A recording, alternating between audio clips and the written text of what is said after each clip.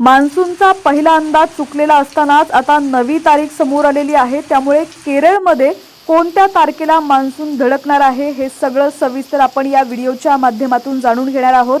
पण त्याआधी तुम्ही जर HPN मराठी न्यूज चॅनल पहिल्यांदाच पाहत असाल आणि अजूनही चॅनलला सबस्क्राइब केलेलं नसेल, फॉलो केलं नसेल तर नक्की करा, जेणेकरून HPN मराठी न्यूज चॅनलचे अपडेट्स लवकरात लवकर तुमच्यापर्यंत पोहोचतील।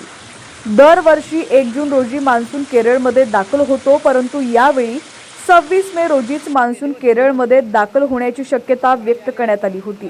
नैऋत्य मोसमी वारे अरबी समुद्रात रेंगाळल्यानं हा अंदाज चुकीचा ठरलेला आहे। आता पावसाळा अवघ्या काही दिवसांवरती येऊन ठेपलाय, त्यामुळे पेरणीच्या अगोदरच्या कामाला वेग आलेला आहे। भारतात आणि महाराष्ट्रात मान्सून कधी एकदा दाखल होतो याची सगळेजणच वाट पाहतायत। दरवर्षी 1 जून रोजी मान्सून केरळमध्ये दाखल होतो, परंतु यावेळी 26 मे रोजीच मान्सून केरळमध्ये दाखल होण्याची शक्यता व्यक्त करण्यात आली होती।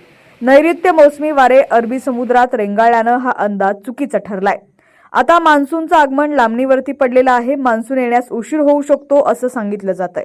म्हणजेच महाराष्ट्रात सुद्धा मान्सूनचं आगमन उशिराच होऊ शकतं। सध्या आलेल्या ताज्या अंदाजानुसार केरळमध्ये मान्सून येण्यासाठी 2 ते 4 जूनची वाट पाहावी लागू शकते।